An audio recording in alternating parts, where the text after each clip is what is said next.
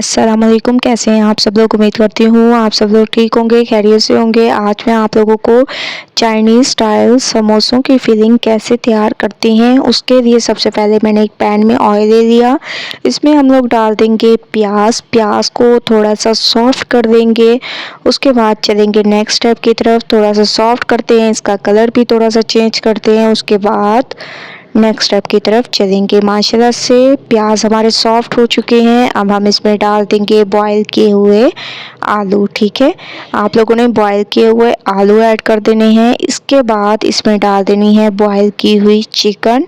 इसके अलावा इसमें वेजिटेबल में डाल देंगे बंद गोभी, शिमला मिर्च, गाजर और थोड़ा सा इसमें डाल देंगे हरा धनिया। ठीक है, क्योंकि हम लोग चाइनीज़ समोसों की फिलिंग तैयार कर रहे हैं, तो चाइनीज़ खानों में आप लोगों को पता है कि क्या क्या मस्ट यूज़ होता है, तो वही वेजिटेबल मैंने इसमें दे दी।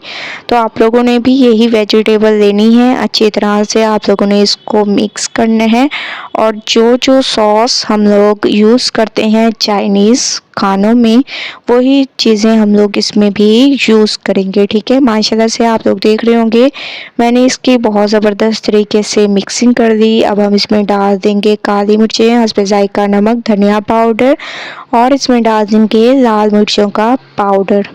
ठीक है, इसमें हम लोग डाल देंगे सोया सॉस। 1 चम्मच आप लोगों ने इसमें डाल देना है सोया सॉस और 1 ही चम्मच आप लोगों ने इसमें डाल देना है वाइट विनेगर। ठीक है, वाइट विनेगर आप लोगों ने 1 चम्मच ऐड कर देना है। अच्छी तरह से इन तमाम चीज़ों को आप लोगों ने मिक्स करना है। मिक्सिंग आप लोगों की बहुत अच्छी होनी चाहिए।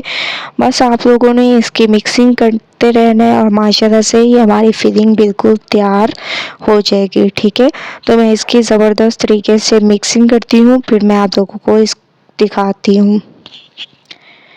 माशाल्लाह से आप लोग देख रहे होंगे कि मिक्सिंग करते करते ये किस लुक में आ गया और माशाल्लाह ये हमारी फिलिंग बिल्कुल तैयार हो चुकी है चाइनीज़ समोसे की।